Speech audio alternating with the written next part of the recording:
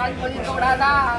இதான் மாமனார் கடந்தாரு, நாங்கள் சீனியர் நாங்கள் எப்படி வைத்தியம் பண்ணிட்டு வந்தோமே, 2 லட்சம் ரூபா கொடுத்தாலும் அந்த ஆளுக்கு மாரி கிடைக்காதே. இந்த மாதிரி கவர்மெண்ட் ஆளுக்கு வந்து குடி அடிக்கிறாங்களே, போனாடா அடிக்குது. என் பெரியாதுல மாயாரம் பெரியாதுல அடிச்சா இப்போ 2வது 1.5 லட்சம் ரூபா காசு நீங்கள் கொடுக்கணும். ஏன்னா டெல்லியில் இருக்குது, டெல்லியிலேக்கு நாங்கள் ஹேண்ட் ட்ரான்ஸ்ஃபர் பண்ண முடியாது, ரெடி கேஷ்ங்களால் பண்ண முடியாது, நீங்கள் ஆன்லைனில் பே பண்ணுங்கன்னு சொன்னாங்க. இத்தனைக்கும் நாங்கள் கையில் ரெடி கேஷ் கொண்டு வந்திருந்தோம். இல்லை எங்களுக்கு நம்பிக்கை இல்லை, நீங்கள் நேரில் வாங்கிட்டு எங்களுக்கு ரெசிப்ட் கொடுங்க, நாங்கள் வாங்கிட்டு போகிறோம் அப்படின்னு சொன்னோம். இல்லை எங்களுக்கு டெல்லி இருக்கிறதுனால எங்களுக்கு ரெடி கேஷ்லாம் உங்களுக்கு கொடுக்கறதுக்குலாம் எங்களால் முடியாது, இங்கேருந்து போய் கொடுக்க முடியாது. நீங்கள் என்ன பண்ணுங்கன்னா ஒன்று பேங்க் டு பேங்க் ட்ரான்ஸ்ஃபர் பண்ணுங்கள், இல்லைனா யூபிஐ ஆப் யூஸ் பண்ணி பண்ணுங்கன்றாங்க. சரி, அதுக்கு ரெசிப்ட் கொடுங்கன்னு கேட்டதுக்கும் ரெசிப்ட் கொடுக்கல.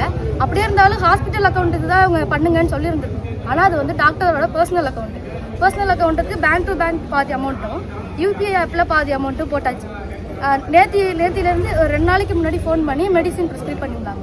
இதை போயிட்டு மெடிக்கலில் வாங்கிக்கோங்க, மொதல் நாள் வந்துட்டு இந்த மாத்திரையை போட்டு ரெடி ஆகிக்கோங்க, அடுத்த நாள் வாங்க, ரொம்பலாம் ஒன்றும் பயப்படுற மாதிரிலாம் இருக்காது, மரப்பூசி போடுவோம், போட்டு ஸ்க்ரூ பண்ணிட்டா முடிஞ்சிருச்சு, அது ஒன்றும் ரொம்ப பெரிய வேலை இல்லை, ஒரு 2 மணிக்கெலாம் வீட்டுக்கு வந்துடலாம், மயக்கம் கூட இருக்காது, அவங்களே கூட வீட்டுக்கு வந்துடுவாங்கன்னு சொன்னதை நம்பி நாங்கள் யாரும் வரல. சரின்னு அவங்க பாட்டியை வச்சுட்டு போகிறோன்னா சரி போங்கன்னு நாங்கள் விட்டுட்டோம்.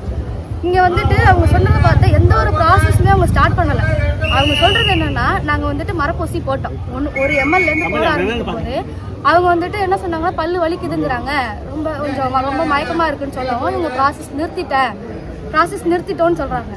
ப்ராசஸ் நிறுத்திட்டு அங்கே டென்டல் ஹாஸ்பிட்டல்லேருந்து இங்கே ஷிஃப்ட் பண்ணிவிட்டு இங்கே வந்து பார்க்கவும் இங்கே முடிஞ்சிருச்சு. இப்போ நாங்கள் போய் கேட்குறோம், எக்யூப்மெண்ட்ஸ் எதுவும் அங்கே இல்லையா, சரியா எக்யூப்மெண்ட்ஸ் இல்லாமல் நீங்கள் ஏன் அதை ஸ்டார்ட் பண்ணிங்கங்கும் போது எப்போதுமே நாங்கள் அதெல்லாம் வச்சுக்க மாட்டோம், எக்யூப்மெண்ட்ஸ் இது சாதாரண ஸ்க்ரூ போடுறது தான், இதுக்கெலாம் எக்யூப்மெண்ட்ஸ் தேவையில்லை அப்படிங்கிறாங்க.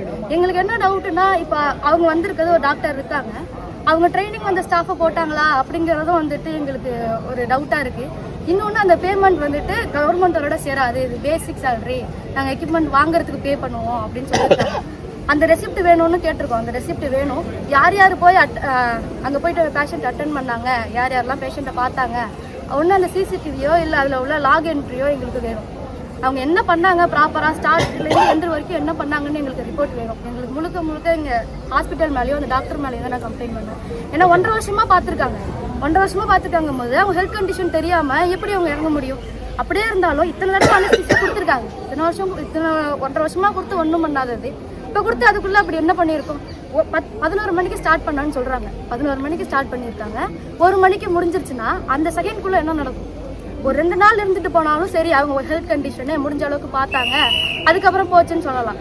அந்த டைமுக்குள்ளே நடந்திருக்குன்னா அப்போ எந்த அளவுக்கு அவங்க போட்டிருப்பாங்க அனஸ்தீசியான்னு எங்களுக்கு தெரியல. எங்களுக்கு வந்துட்டு நாங்கள் இப்போ போஸ்ட்மார்ட்டம் கொடுத்துருக்கோம், அதையும் நாங்கள் இவங்களை நம்பலை, வெளியில் தான் கொடுத்துருக்கோம், வெளியிலேருந்து போஸ்ட்மார்ட்டம். எங்களுக்கு எந்த நிவாரணமும் நாங்கள் கேட்கல. என்ன நடந்தது எங்கள் அம்மாவுக்கு நடந்த மாதிரி வேற யாருக்கும் இனி நடக்கக்கூடாது, நாங்கள் இறந்துட்டு நிற்கிற மாதிரி வேற யாரும் நிற்கக்கூடாது. அரசாங்க ஆஸ்பத்திரிமா, இது வந்து அரசு இங்க வந்து பணம் கிடையாது, 3000 ரூபாய் மட்டும் தான் பணம் கட்டணும். அதுதான் எப்படி அவங்க 1,20,000 ரூபாய் பணம் கட்டாங்க? எதை வச்சு நீங்க ஏன் கேட்கல? அதே டவுட் தான் எங்களுக்கும். நாங்க அதனால தான் நாங்க எதுவா இருந்தாலும் நேரடியா வந்து கொடுக்குறோம் அப்படின்னு நேரடியா வந்தோம். அது வீடியோ ப்ரூஃப் வச்சிருக்கேன். நீங்க சொல்ற மாதிரி அந்த டவுட் எனக்கும் வந்துச்சு, வந்ததுனால தான் நான் வீடியோ எடுத்து வச்சிருக்கேன். இவங்க இப்படி சொல்லலாம் சரின்னு வீடியோ எடுத்துட்டு, நம்மள்ட்ட வீடியோ இருக்கு, அப்படியே ஆன்லைன்ல பே பண்ணாலும் நம்மள்ட்ட ரெசிப்ட் இருக்கு, எந்த பிரச்சனைனாலும் நம்ம பேசிக்கலான்ட்டு எல்லா ப்ரூஃபும் நான் வச்சிருக்கேன். பில் ரெசிப்ட் கொண்டு, அவங்க எந்த டாக்டர்னா அவங்க ஃபேஸ் கொண்டு, எந்த இடத்துல உட்காந்து பேசினாங்க கொண்டு என்கிட்ட வீடியோ ப்ரூஃப் இருக்கு. என் பேர் ஐஸ்வர்யா. இப்போ இறந்து போனாங்கல்ல எங்கள் அம்மா தான், அவங்க லலிதா அவங்க பேர். நாங்கள் வந்து 1.5 இயர்ஸாக இங்கே தான் ட்ரீட்மெண்ட் எடுத்துகிட்டு இருக்கோம். அவங்க சொன்னது என்னென்னா, அவ்வளோ நம்பிக்கை கொடுத்தாங்க, ரிலேட்டிவ்ஸ் எல்லாருமே இதெல்லாம் வேணாம் அப்படின்னு சொன்னாங்க, அவ்வளோ நம்பிக்கை கொடுத்தாங்க, நம்பி தானே இங்கே வந்தோம். இப்போ என்னென்னா ஹார்ட் அட்டாக்குன்றாங்க, எங்கள் அம்மாவுக்கு பிபியே கிடையாது, அவங்க செக் பண்ணாங்கன்னு சொல்கிறாங்களா, அனஸ்தீசியாலாம் செக் பண்ணி தானே உள்ளே விட்டோன்றாங்க, அப்புறம் எப்படி ஹார்ட் அட்டாக் வந்துச்சு? இது என்ன எக்யூப்மெண்ட் இல்லாமல் எப்படி இவங்க அதெல்லாம் பண்ணலாம்? நம்பவே முடியல எங்கள் அம்மா இல்லைன்றது. எங்களை மாதிரி யாருக்குமே நடக்கக்கூடாது. அந்த டாக்டர் மேலே தப்பு இருந்தால் அந்த டாக்டரோட சர்டிஃபிகேட்டை கேன்சல் பண்ணுங்கள். எக்ஸ்பீரியன்ஸ் இருக்கிறவங்கன்னா ஹார்ட் அட்டாக் வரும்னு அவங்க நினச்சிருக்கணும்ல.